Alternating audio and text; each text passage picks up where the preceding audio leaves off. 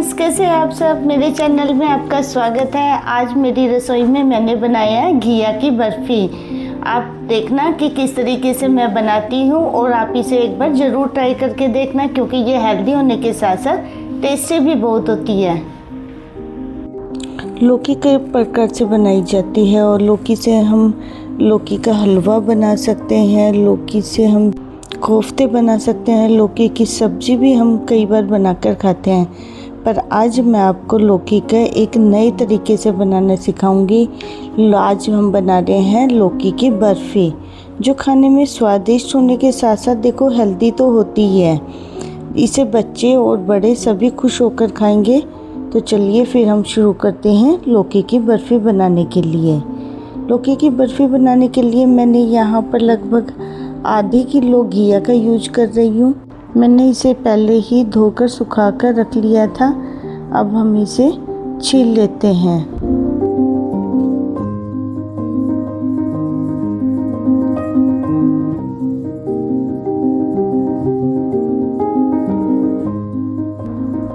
लौकी को हमने छील लिया है। इसे दोनों साइड से, इसके डंठल की साइड से और इसके फ्रंट साइड से हम इसके एक्स्ट्रा पार्ट को निकाल कर कट करके रख देंगे।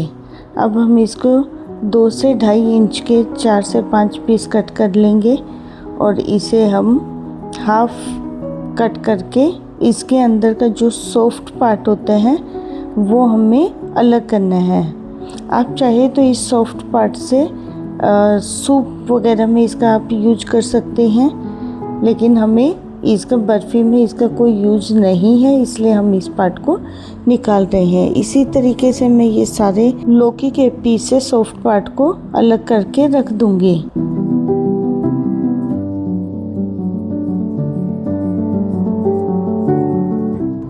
हमारे सारे पार्ट साफ हो गए हैं। इसी टाइम पे मैं यहाँ पे ग्रेटर का यूज करूँगी। हम घिया को कद्दूकस कर लेंगे।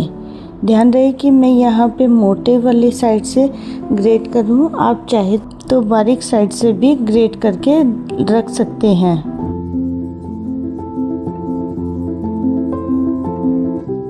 इसी तरीके से हमने सारी लौकी को ग्रेट करके रख लिया है।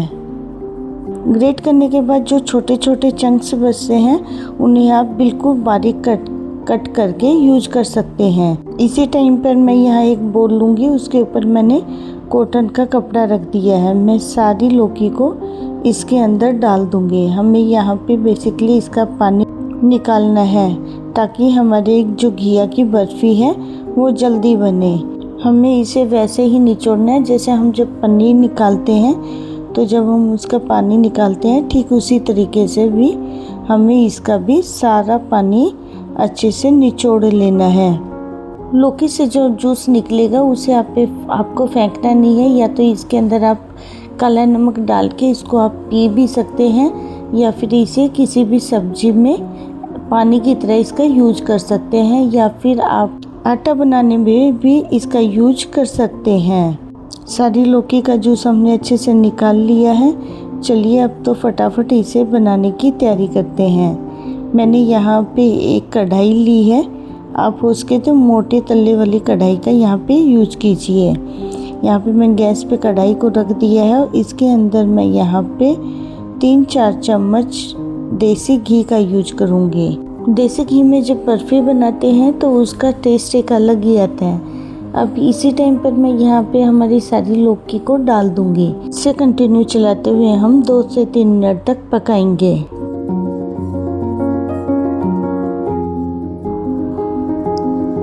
इसी टाइम पर मैं यहाँ पे दूध डाल दूँगी। मैंने यहाँ पे लगभग 2 कप दूध का यूज किया है। आप दूध कम या ज़्यादा अपनी मर्ज़ी से डाल सकते हैं। इसी के साथ मैंने यहाँ पे आधा कप फ्रेश मलाई का यूज करा है। आप चाहे तो इसे स्किप भी कर सकते हैं। ध्यान रहे कि यहाँ पे जो आप दूध डाल रहे हो वो नॉर्मल टेम्परेचर पर होना चाहिए, या फिर गर्म दूध का भी आप यहाँ पे यूज कर सकते हैं। इसे 2 से 3 मिनट तक ढककर हम पकाएंगे। जब तक हमारी लौकी पक रही है तब तक हम ड्राई फ्रूट कट कर लेते हैं। यहाँ पे मैंने थोड़े से बादाम और काजू का यूज किया है। आप चाहे तो इसमें अपनी मनपसंद का कोई भी ड्राई फ्रूट यूज कर सकते हैं। मैंने बारीक चॉप कर लिया है। चलिए हम अपनी लौकी को देख लेते हैं। देखिए हमारी ढकने की वजह से ये होता है कि लौकी अच्छे से पक जाती है। अब दूध के साथ हमें इसे कंटिन्यू चलाते हुए हम पकाएंगे। लगभग 5 से 10 मिनट हमें लग जाएगा। जब सारा दूध सूख जाएगा तब हम इसमें 3/4 कप चीनी का यूज करेंगे। चीनी आप अपने टेस्ट के अकॉर्डिंग यहाँ पे यूज कर सकते हैं। अगर आप कम मीठा खाना पसंद करते हैं तो यहाँ पे आधा कटोरी चीनी का भी यूज कर सकते हैं, लेकिन बहुत ज़्यादा चीनी का यहाँ पे यूज नहीं करना है। जब आपकी चीनी मेल्ट हो जाएगी तब हम यहाँ पे आधा कप मिल्क पाउडर का यूज करेंगे। आप यहाँ पे अगर खोवा डालना चाहते हैं तो आप इसी टाइम पे खोए का यूज करें।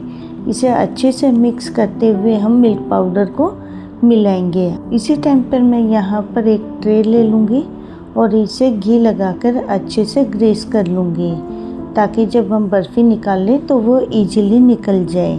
जब हमारा मिश्रण कढ़ाई को छोड़ने लगे तो तब समझ लेना कि हमारा डो बिल्कुल तैयार हो गया और ये थोड़ा सा चिपचिपा भी हो गया है। आप देख सकते हैं कि इसने बिल्कुल कढ़ाई को छोड़ दिया है और इसमें से घी भी थोड़ा थोड़ा निकलना शुरू हो गया है। इसी टाइम पर मैं यहाँ पे आधी छोटी चम्मच इलायची पाउडर और थोड़े से ड्राई फ्रूट ऐड करके अच्छे से मिक्स कर देती हूँ। हमारी बर्फ़ी जमने के लिए बिल्कुल तैयार है। यहाँ मैं गैस की फ्लेम को अब देखेंगे कि ये एक डो की तरह हो गया और ये एक कढ़ाई में ट्रांसफर करने लगे हैं। देखिए ये कितनी इजीली अपने आप ही पूरी निकल के बाहर आ गई है।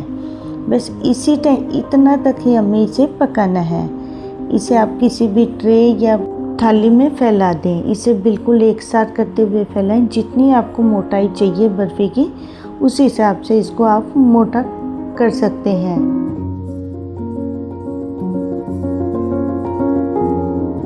मैं गार्निश करने के लिए जो थोड़े से ड्राई फ्रूट मैंने बचाए हुए थे मैं इसके ऊपर ऐसे डाल दूंगी और स्पैचुला की मदद से हम इसे हल्का हल्का दबा देंगे ताकि ये इसके अंदर अच्छे से फिक्स हो जाए। अब हम इसे 1 से 2 घंटे के लिए हम इसको जमाने के लिए ठंडी जगह पर रख देंगे। मैं इसे फ्रिज में 2 घंटे के लिए सेट करने के लिए छोड़ दिया था। 2 घंटे के बाद जब हम इसको चेक करेंगे तो ये देखा कितनी इजीली बिल्कुल कट रही है। बिल्कुल ही अच्छी और स्मूथ सॉफ्ट हमारी बनके तैयार हुई है। मैं एक पीस आपको निकाल के दिखा रही हूँ। ये देखिए कितनी आसानी से टूटी है। अब चलिए इसे हम सर्व कर लेते हैं। आप इसे किसी भी त्योहार पे आप बनाकर इसे रख सकते हैं और ये खाने में इतनी टेस्टी लगती है कि किसी को पता ही नहीं लगेगा कि ये किस चीज़ की बर्फ़ी है। बिल्कुल खोए जैसा टेस्ट आएगा इसके अंदर। तो चलिए फिर से मिलते हैं कोई एक नई रेसिपी के साथ। अगर आपको मेरी वीडियो पसंद आती है तो प्लीज़ लाइक शेयर सब्सक्राइब करना ना भूलें। Thanks for watching.